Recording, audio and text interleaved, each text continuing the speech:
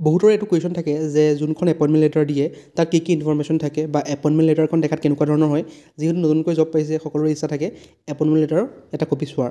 গতিকে আজিৰ এই ভিডিঅ'ত মই সকলোবোৰ দেখাম যে আপোনালোকৰ এখন এপইণ্টমেণ্ট লেটাৰত কি থাকে, ADRE হওক বা আছাম পুলিচৰে হওক বা DHS হেল্থ ডিপাৰ্টমেণ্টৰে হওক কি ইনফৰমেশ্যন তাত উল্লেখ থাকে আৰু আপোনালোকৰ পষ্টিং ক'ত হ'ব, আপোনালোকৰ জব টাইটেলটো কি হ'ব, অৰ্থাৎ আপুনি কি পষ্টত চাকৰি পাইছে, লোকেশ্যনটো, আপোনালোকৰ ডিপাৰ্টমেণ্ট কেনেকুৱা ধৰণে মেনশ্যন থাকে আৰু আপোনালোকৰ আৰু সকলোবোৰ দেখাম যে তাত কি ডিটেইলছ থাকে, আপোনালোকে কিমান দিনৰ ভিতৰত জইন কৰিব লাগে, সকলোবোৰ বিষয়ে আজি এই ভিডিঅ'টো ডিছকাছ কৰিম। গতিকে ভিডিঅ'টো শেষলৈকে চাই থাকিব। যদিহে চেনেলটো নতুনকৈ আহিছে চেনেলটো ছাবস্ক্ৰাইব কৰি দিব, এটা লাইক কৰিব, এটা কমেণ্ট কৰি দিব আগলৈ যদি এনেকুৱা ধৰণৰ ভিডিঅ' চাব বিচাৰে। গতিকে আহক আমি ভিডিঅ'টো আৰম্ভ কৰোঁ। এইখন এখন এপইণ্টমেণ্ট লেটাৰৰ কপি হয়। 9 নৱেম্বৰ তাৰিখে যোনটো LP আৰু UPৰ এপইণ্টমেণ্ট লেটাৰ ডিষ্ট্ৰিবিউট কৰা হৈছিলে তাৰে LPৰ পোষ্ট এটাৰ কপি হয় এইটো। চাব পাৰিছে আপোনালোকে গভৰ্ণমেণ্ট অফ আছামত মেনশ্যন আছে office of the director of elementary education. যিহেতু LP UPৰ পোষ্ট আছিলে সেইকাৰণে ইয়াৰ অফিচটো এলিমেণ্টেৰী এডুকেশ্যন দিয়া আছে। আপোনালোকে যোনটো ডিপাৰ্টমেণ্টত চাকৰি পাইছে সেই ডিপাৰ্টমেণ্টৰ নাম ওপৰত লিখা থাকিব। তাৰপাছত লিখা আছে যে order in exercise of the power conferred upon the DEE Assam by the gov letter number. ইয়াত আপোনালোকৰ বিভিন্ন ৰুলছৰ বিষয়ে লিখা আছে বা নাম্বাৰৰ বিষয়ে লিখা আছে। তাৰপিছত দিয়া আছে as per the Assam elementary education and subject to production of medical fitness certificate from concern joint director of health service. গতিকে আপোনালোকৰ এটা ইম্পৰ্টেণ্ট ডকুমেণ্ট হয় মেডিকেল ফিটনেছ চাৰ্টিফিকেট। সেইটো আপোনালোকে নিজৰ ডিষ্ট্ৰিক্টৰ যোনখন জইণ্ট ডাইৰেক্টৰ অফিচ আছে তাৰ পৰা কালেক্ট কৰিব লাগিব। কালেক্ট কৰিবৰ কাৰণে আপোনালোকৰ বিভিন্ন ধৰণৰ মেডিকেল ৰিপৰ্ট তাত ছাবমিট কৰিব লাগিব। ECG হওক, আই ৰিপৰ্ট হওক, বিভিন্ন ধৰণৰ 3-4টামান এনেকুৱা ধৰণৰ টেষ্ট আছে। সেই টেষ্টকেইটা কৰাই পেলাই আপোনালোকে জইণ্ট ডাইৰেক্টৰ অফিচত যাব লাগিব। সেইবোৰ ছাবমিট কৰিলে আপোনালোকক এখন চাৰ্টিফিকেট লিখি দিয়ে, সেইখনে আপোনালোকৰ মেডিকেল ফিটনেছ চাৰ্টিফিকেট বুলি কোৱা হয়। ইয়াত আপোনালোকৰ পোষ্টৰ নাম লিখা থাকিব, যেনেকৈ এছিষ্টেণ্ট টিচাৰ আছে LPS। ইয়াত এটা ইম্পৰ্টেণ্ট ইনফৰমেশ্যন যে ইয়াত পিয়ৰলি টেম্পৰৰী যোনটো লিখা আছে সেইটো আপোনালোকৰ সকলোবোৰ পোষ্টতে টেম্পৰৰী বুলি লিখা থাকে। গতিকে ভয় খাব নালাগে, এইটো এনেকৈ লিখা থাকে। Payment to 14,000 to 70,000। ইয়াত আপোনালোকৰ দৰমহাটো এনেকুৱা ধৰণৰ সেইকাৰণে এইটো দিয়া আছে। আপোনালোকৰ যোনটো দৰমহা সেইটো ইয়াত মেনশ্যন থাকিব প্লাছ গ্ৰেড পে' আৰু সকলোবোৰ ইয়াত ধুনীয়াকৈ মেনশ্যন কৰা আছে। তাৰপিছত দিয়া আছে যে the appointment letter is purely temporary and is liable to be terminated without assigning any reason thereof if any kind of fraudulence regarding the credentials submitted by the appointee is established by appropriate authority at any point of the time।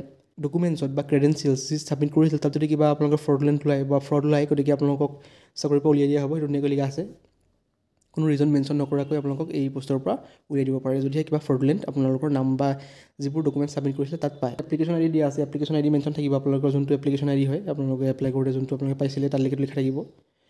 আপোনালোকে কোনটো ডিষ্ট্ৰিক্টত পাইছে সেই ডিষ্ট্ৰিক্টটো mention থাকিব।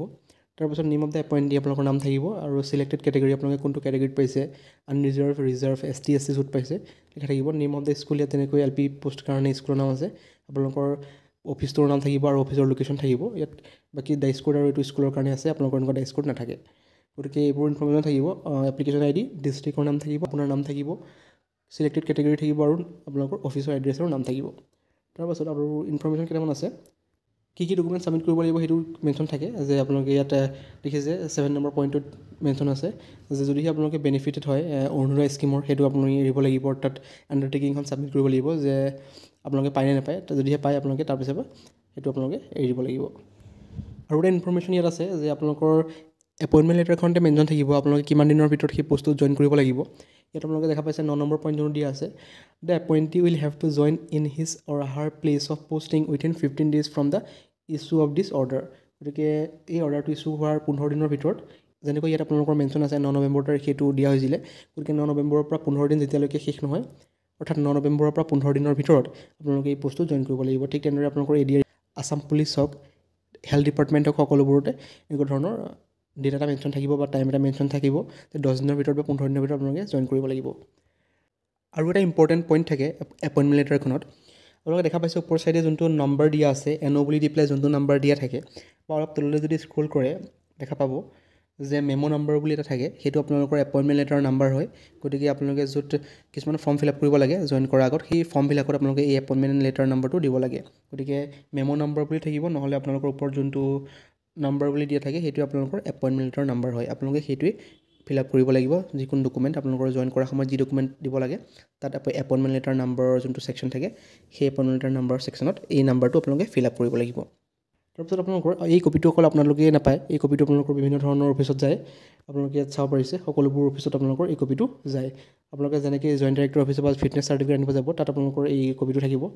দেখি যায় 5 নম্বৰ পইণ্টটো, the joint director of the health service Nagaon for the information and necessary action. গতিকে এই কপিটো তলত যোনবোৰ নাম দি মেনশ্যন আছে 10 নম্বৰ পইণ্টলৈকে সেই সকলোবোৰতে আপোনালোকৰ এই কপিটো গুচি যায়। গতিকে এইখিনি ইনফৰ্মেশ্যনে থাকে এখন এপইণ্টমেণ্ট লেটাৰত। আপোনালোকৰ নাম থাকিব, আপোনালোকৰ এপ্লিকেশ্যন আইডি থাকিব, কোনখন ডিষ্ট্ৰিক্টত আপোনালোকে পষ্টটো পাইছে সেই ডিষ্ট্ৰিক্টৰ নাম মেনশ্যন থাকিব, অফিচৰ এড্ৰেছ থাকিব, অফিচৰ নাম থাকিব আৰু আপোনালোকৰ যোনটো ডিপাৰ্টমেণ্টত পাইছে সেই ডিপাৰ্টমেণ্টৰ নাম মেনশ্যন থাকিব। গতিকে এইটোৱে আছিল ভিডিঅ'। যদিহে ভিডিঅ'টো ভাল পালে চেনেলটো ছাবস্ক্ৰাইব কৰি দিব, আগলৈ যদি এনেকুৱা ধৰণৰ ভিডিঅ' চাব বিচাৰে। Thank U.